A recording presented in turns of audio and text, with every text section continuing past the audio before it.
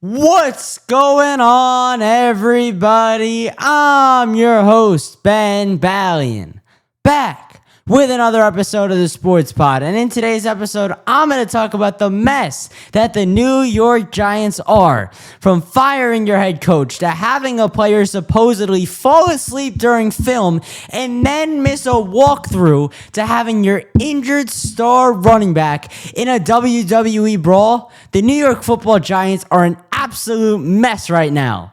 I'll get into all of it on the other side of the intro. Hit it. DiVincenzo at three. Bang! Bang! Got the wall. He jumps. It's gone. He did it. He did it. Pete Alonso with the most memorable home run of his career. All right, getting into the episode and starting with the main piece to this puzzle, Brian Daboll, who was fired in the middle of his fourth season as Giants head coach, and it's just another guy thrown to the wayside. The Giants haven't found the answer at head coach. I thought Daboll was going to be the one. I mean, after that first year where he brought the Giants to the playoffs, where Daniel Jones led the march into Minnesota, and the Giants knocked off the Vikings in the wild card round. I know they got dominated by the Eagles in the next round, but we can move past that. They won a playoff game on the road in Daboll's first year at the helm of this team. And then from there, it was all downhill. I mean, the year after, you suck. Daniel Jones was not the guy. You draft Malik Neighbors the year after. Neighbors has a really good rookie year, but in the middle of his sophomore season, he goes down with a season-ending ACL injury. But the fact of the matter is, this had to happen. Personally, I would have waited until after the year just because I don't want to mess with Jackson Dart's headspace in his rookie season. Now he's got to adjust to Mike Kafka as head coach. I'm not sure who the interim offensive coordinator is. Kafka could still be calling plays, but if I'm Dart, now I have to worry about Kafka being my head coach and my OC, rather than Brian Daboll, who you expected to be here and who you worked out with all summer and who you played 3 or 4 games under. It's different. I mean, clearly it's affecting Abdul Carter if he was getting treatment done while Kafka changed practice times. I mean, it's just a different feel. It could end up working out better for Dart. But at the end of the day, Brian Daboll was here to draft a quarterback. Brian Daboll was supposed to be this quarterback whisperer. Oh, he developed Josh Allen. He must be good. And the early returns on what he was doing with Jackson Dart were good. And this is why I would have waited until the end of the year, because he did have to go. The defense, it was unacceptable. I think the stat was they lost 4 games on the road after leading by double figures. It was the Saints, it was the Broncos, it was the Bears. Was it the Eagles? I can't remember the 4th game, but they lost 4 games after leading by double digits. That is on coaching. The players, yes, they have a role in it, but that's on Daboll and that's on Shane Bowen, who has not been good. This offseason, Bowen's got to be out the door.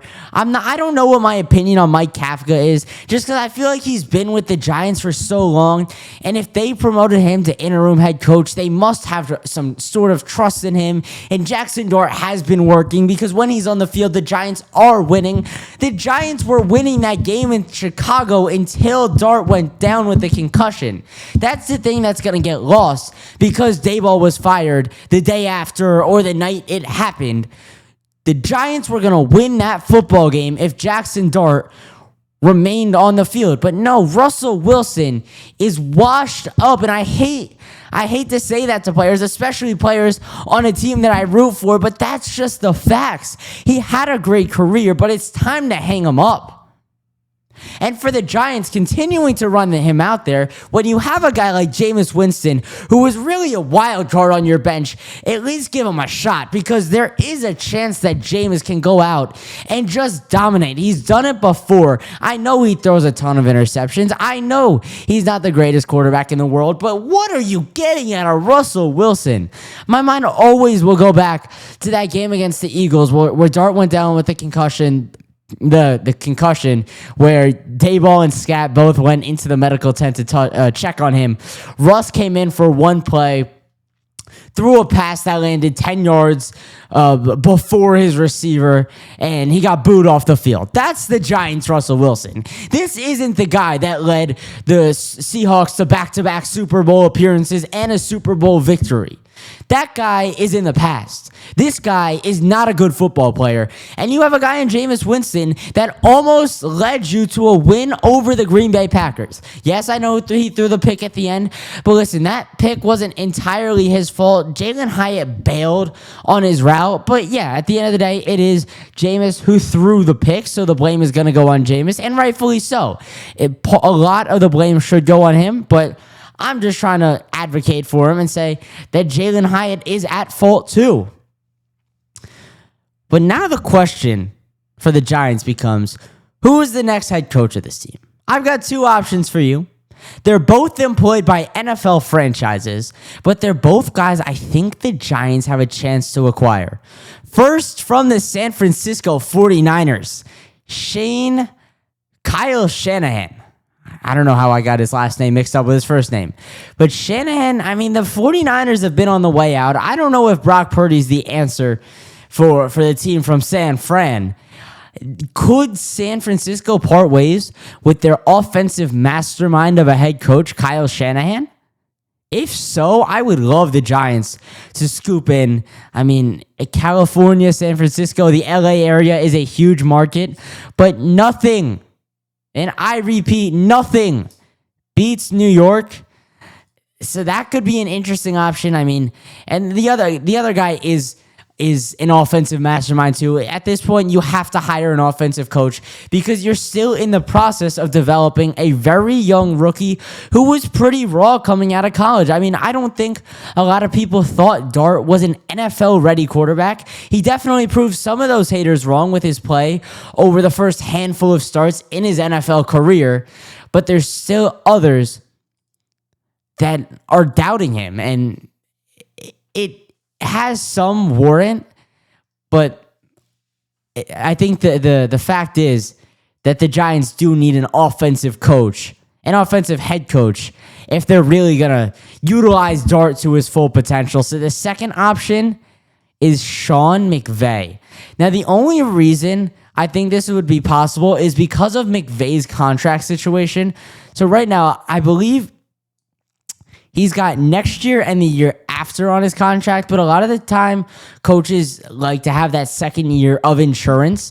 So I'm more talking, maybe you hire a stopgap guy for the upcoming season, or maybe you do pose the trade to the Rams for Sean McVay this offseason. I mean, you're going to have a really good draft pick, and you've already got a lot of talent on both sides of the ball. Maybe you give up that draft pick for Sean McVay. I think that would be very unprecedented, and I don't know how much I agree with that. I'm just saying that it's something they could do in theory. I don't know what a trade package for a head coach would look like. It's not too often we see trades for head coaches. I mean, I don't remember the last time there was one, but I think Sean McVay, he's one of the best head coaches in the NFL, and it's been that way for quite a while now. If he could come to New York, another guy coming from LA, knows how to handle media, he's coached Jared Goff in the early stages of his career, and now Matt Stafford towards the end of his career. The Rams are always in contention in a difficult NFC West. Everything lines up. He would be so perfect to pair with Jackson Dart. Dare I say better than Brian Daboll, the supposed quarterback whisperer, to pair with your young quarterback who you hope can lead your franchise to the promised land? I like those two guys. Those are the guys that are in the NFL that I have, and then I have one more, and it might sound crazy, but Lane Kiffin. I mean, Ole Miss always runs a more NFL-style offense than is typical in college football. Obviously, he has the connection to Jackson Dart as he was Dart's coach throughout his college career at Ole Miss. I mean, there were reports this week that Kiffin doesn't want to leave Ole Miss, but that was to take the LSU job, it's a completely different ballgame. If you're offering Kiffin a path to the NFL, I would be interested in bringing Lane Kiffin aboard solely because of the Jackson Dart connection. I think that could work wonders for the New York Giants. So those are the three options I have right now. At the end of the day, it probably won't be any of those three guys, and it will become more clear as the season goes along. I think we just finished week 11. Yeah, the Giants are 2-9, so we just got through week 11 in the NFL. I think once we get to five more weeks, so week 16 right before the playoffs, then the coaching landscape is going to become a little bit more clear of who's getting fired around the league, who's going to be available for the Giants to pick up. The one thing I will say about a guy you cannot bring in, head coach of the UNC Tar Heels, Bill Belichick. You have to stay as far as humanly possible away from that man as you can, because I don't think I have to explain, but I will. What he's doing with the North Carolina program is blasphemy, and his girlfriend just adds another element to the picture that the Giants do not need to deal with. All right, moving on from the coaching situation and now getting to the Abdul Carter mess. So if you missed it this week, Carter was benched for the first drive against the Packers, and when asked in the postgame, he said he missed practice, a walkthrough practice, because he was in treatments. But then a couple hours later, a rumor surfaced that Carter missed the walkthrough because he was asleep taking a nap that he started in a film session.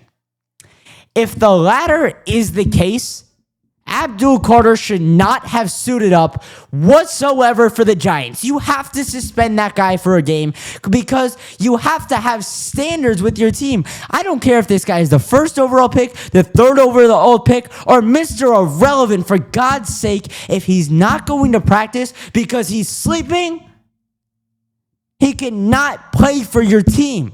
And that is just a fact. There is no other option. One drive isn't good enough. And at the bare minimum, if it was a sleep, it has to be a half. Bare minimum. And I get it. If it was treatment, I'm okay with it, I guess. I'm not happy with it. But the rumor is that Mike Kafka changed the practice time from what Brian Daboll had. And Carter's a rookie. He's still getting acclimated, but he's in his routine. It's fine. It happens. Mistakes happen. If it was the 56th man on the roster, we wouldn't have been hearing about something like this. But since it's Abdul Carter, a top pick in a top market, we're going to hear all about it. So that part of the equation I'm fine with if he was actually in treatment and just didn't realize that Kafka changed practice time. But if it was falling asleep, it's not okay. That's the kind of stuff where you have to put your foot down. You have to make an example out of Abdul Carter so nobody has the audacity to do that again. I mean, falling asleep in film, I know Shane Bowen probably doesn't have much to offer to the equation with how this Giants defense has been coached and how this Giants defense has played. But you got to stay awake, man. That's the bottom line. All right, now getting more into this loss to the Packers in Week 11. It's just unfortunate. But you stayed in the game. You battled with a team who is certainly going to be in the postseason picture. They will probably make it to the divisional round if I had to guess. I'm not sold on LaFleur and Love right now. I think they had a really good start to the year. But over the past couple weeks, the play calling has fallen off, and so have the players. I mean, there's two sides to it. It's not just a one-sided battle. I'm not sold on the Packers. I thought they were going to be really good after the first couple weeks of the year. I remember they played the Falcons on, I want to say Thursday Night Football. Tucker Kraft had the huge game. At that point, I was like, okay, the Eagles start the year slow. The Bucs are the Bucs. You can never really get behind them as far as the postseason goes. They're not talented enough. I'm like, okay, the NFC East, the NFC in general is wide open. Why can't the Packers make a run at it? But at this point, I think they're a wild card / division round team. If they're really lucky and they benefit from other teams being injured and a legacy game from someone on their team, maybe they can scratch out an NFC Championship appearance. But they're not making a Super Bowl run this year. I'm just not sold on it. But they're still a really good football team. And for the 2-9 now Giants to battle with them with your third string quarterback in Jameis Winston in the game, that's encouraging. I mean, the defense didn't do their job. The offense put a reasonable amount of points on the board. But hey, Shane Bowen's going to be gone after the year. You do have a lot of talent on the defense. If you can bring in, I don't know, say an Antonio Pierce as your defensive coordinator. I don't know if he's my top guy. I don't want Robert Saleh. I know people are going to call for him because he's a solid defensive coordinator. I don't want that mess back in New York. I don't want that man ever setting foot in MetLife Stadium as a home coach, whether it is for the Giants or the Jets. He just doesn't deserve it based on what he's done here in New York. So I think Antonio Pierce is probably my top option right now. But like I said with the head coach, that whole landscape is going to clear up, and we're going to see really who's going to land where in another 5-6 weeks, really right before the postseason starts. And then it'll officially happen after the Super Bowl. But the defense hasn't been good enough. But the offense, they need their guys back. They're not going to be successful without your top quarterback, without your top running back, without your top wide receiver. That's the holy trinity of football positions. Because when those guys were together, they were dominating. They were winning. That Eagles win, I think that's the litmus test for this year. I mean, that was a dominant win over a team that is going to be vying for a Super Bowl. Dart looked awesome in that game. The defense showed what they can do with the talent that is rostered right now. Everyone did their job. I mean, the Cordell Flott interception in that game, I know it was a month and a half ago at this point, but I think that's the game that you have to look at as a Giant fan and realize, okay, maybe this team isn't as far from competing as I think. And now you're 2-9. You're out of contention. You're not going to win anything this year. You had the most difficult schedule in all of football. There was never an expectation for this year. At this point, do you consider tanking? Because if you compare Dart and Scat with Neighbors and another receiver on the other side of the field, all of a sudden you're talking about an elite offense that's running out of MetLife Stadium, and I'm here for it. I get the aspect where you want to create a winning culture, you want your guys to buy in, but the only high-level coach that's going to be here next year, has a chance of being here next year, rather, is Mike Kafka. So I don't know what kind of culture you're going to build in the next 6 weeks that's not going to be torn down by the next guy in line.